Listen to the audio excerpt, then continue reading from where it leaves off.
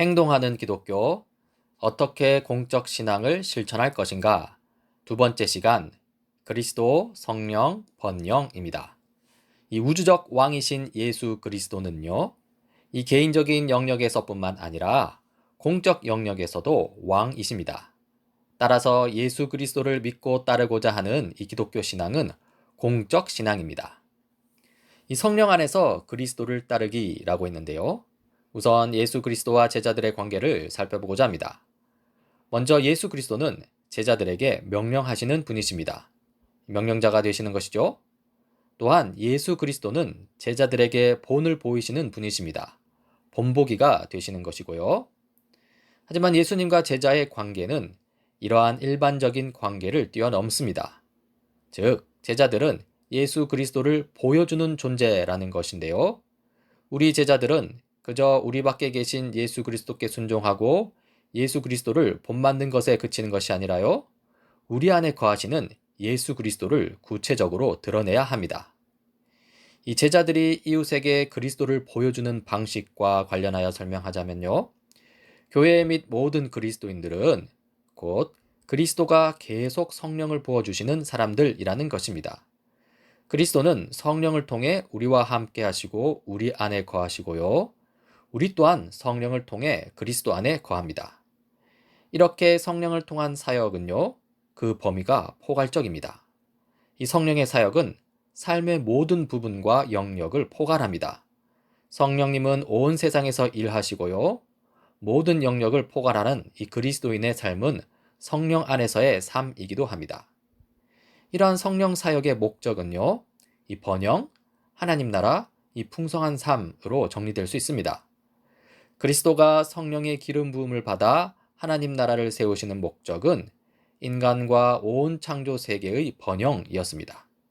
우리 모두가 지음받은 목적은 영원한 하나님 나라에서 사는 것이고요. 또 하나님 나라는 그리스도가 가져오려고 하셨던 풍성한 삶의 완벽한 모습이기도 합니다.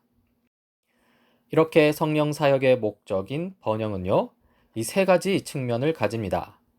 이 번영에 대해 다시 한번 살펴보자면, 이 번영은 그리스도의 통치와 성령 임재의 목적입니다. 따라서 번영은 이 책의 가장 중요한 개념이기도 하죠. 이 번영의 세 가지 측면은 다음과 같이 정리할 수 있습니다. 첫 번째로 삶을 잘 이끄는 것, 두 번째로 잘 풀리는 삶, 세 번째로 기분 좋은 삶. 이 세 가지 요소가 함께 이루어진 상태가 이 번영 상태라는 것이죠.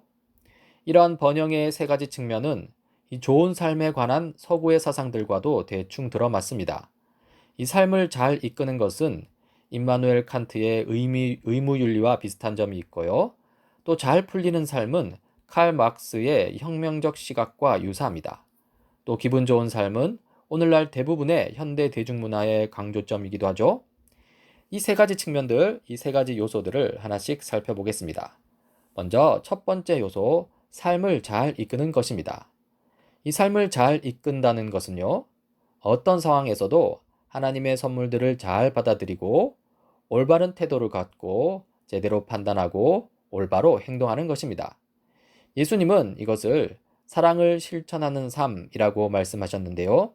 마태복음 22장 37절로 40절입니다. 예수께서 그에게 말씀하셨다. 내 마음을 다하고 내 목숨을 다하고 내 뜻을 다하여 주 너의 하나님을 사랑하여라 하였으니 이것이 가장 중요하고 으뜸 가는 계명이다. 둘째 계명도 이것과 같은데 내 이웃을 내 몸과 같이 사랑하여라 한 것이다. 이 두 계명의 온 율법과 예언서의 본 뜻이 달려 있다. 이 예수 그리스도는 사랑을 전하셨을 뿐 아니라 그 삶을 완벽하게 살아내셨습니다. 아버지를 사랑하셨고 인간을 사랑하셨습니다. 예수 그리스도는 사랑의 실천을 통해서 그의 삶을 잘 이끌어 가셨습니다. 다음으로 두 번째 요소, 잘 풀리는 삶입니다. 이 삶이 잘 풀린다는 것은요, 이 한 사람의 삶의 상황이 정말 좋은 상태임을 의미합니다. 앞서 첫 번째 요소, 삶을 잘 이끄는 것이 이 개인 능력의 문제라면, 이 두 번째 요소, 잘 풀리는 삶은요, 이 상당 부분 우리의 통제력을 넘어서는 이 주변 환경에 달렸습니다. 예컨대 어떤 이웃들 사이에서 자라느냐, 또 유전적으로 심각한 병에 걸릴 체질이냐, 또는 조국이 평화로우냐 아니면 전쟁으로 분열되어 있느냐, 또는 신뢰 수준이 높은 문화에서 사느냐 아니면 낮은 문화에서 사느냐 등과 같은 이 주변 환경 조건에 달렸다는 것이죠. 이 성경은 잘 풀리는 삶을 샬롬이 넘치는 삶이라고 정의하는데요. 예수님은 병자를 고쳐주시고 영적으로 억압당하는 사람들을 구해주심으로써 사람들로 하여금 샬롬, 잘 풀리는 삶을 이루려 하셨습니다. 또 예수님은 배고픈 사람들을 먹이심으로써 사람들로 하여금 샬롬, 잘 풀리는 삶을 이루려 하셨고요. 또 예수님은 죽은 자들을 살리심으로써 그들과 그 가족들로 하여금 샬롬, 잘 풀리는 삶을 이루려 하셨죠.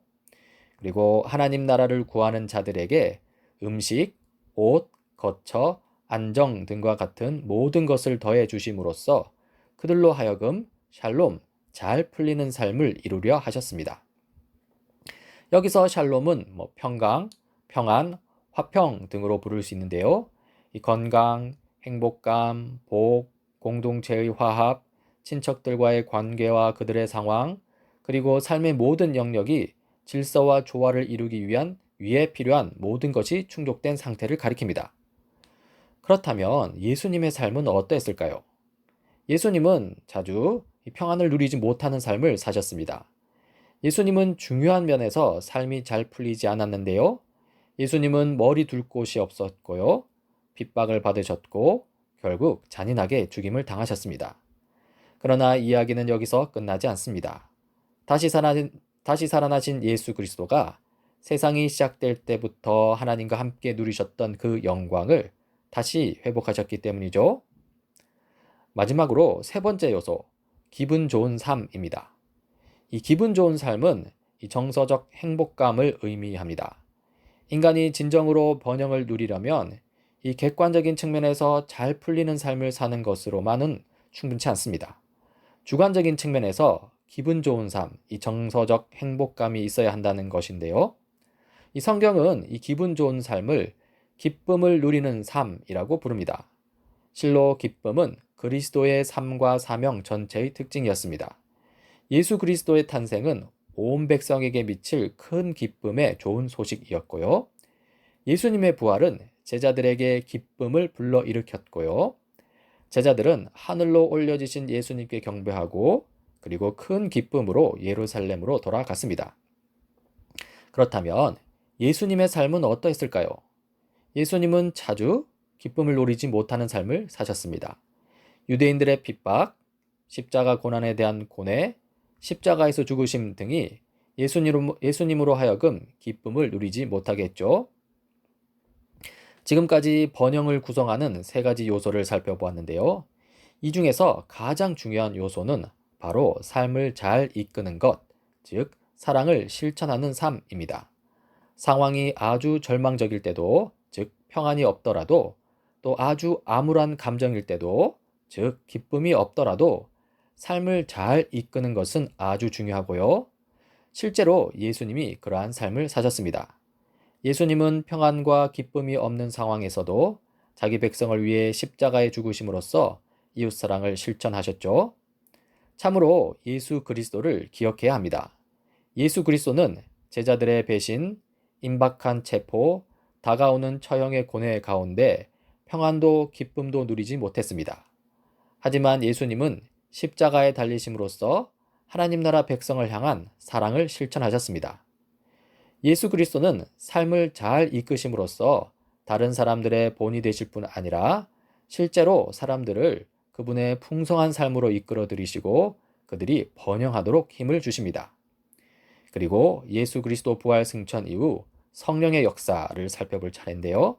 이 성령은 예수 그리스도에게 임하여서 예수 그리스도가 하나님 나라를 선포하고 실현하고 구체적으로 드러내도록 능력을 주셨습니다. 또한 그리스도가 보내시는 이 성령님은요, 인간이 누려야 할 번영의 모든 측면에서 열매를 맺으십니다. 성령의 열매는 사랑과 기쁨과 평안입니다. 또 하나님 나라는 성령 안에 있는 사랑 실천을 통해 세워지는 의와 평강과 기쁨입니다. 이 번영을 누리는 삶, 곧 사랑을 실천하는 삶, 평강이 넘치는 삶, 기쁨을 누리는 삶이야말로 우리가 부름받은 삶입니다. 다시 말해 성령의 열매 맺는 삶은요, 우리가 세상을 위해 공적 삶의 모든 측면에 참여할 때 우리가 목표로 삼아야 할 삶입니다. 성령이 열쇠입니다. 성령은 그리스도를 따르는 제자들로 하여금 다른 이들에게 그리스도인들이 되게 하십니다. 다시 말해 성령을 통해 우리는 다른 사람들에게 번영을 주시는 그리스도, 그 그리스도를 보여줄 수 있습니다.